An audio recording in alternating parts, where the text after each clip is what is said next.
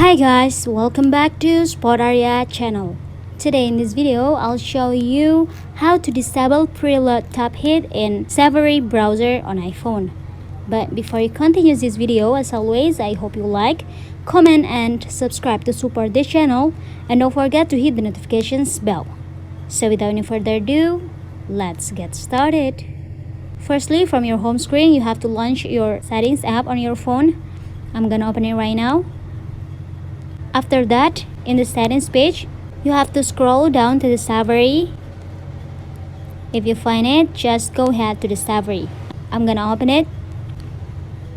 Here, at the third section, in the last option, you can see currently my preload top hit is enabled. And to disable it, you just have to tap on the toggle next to preload top hit.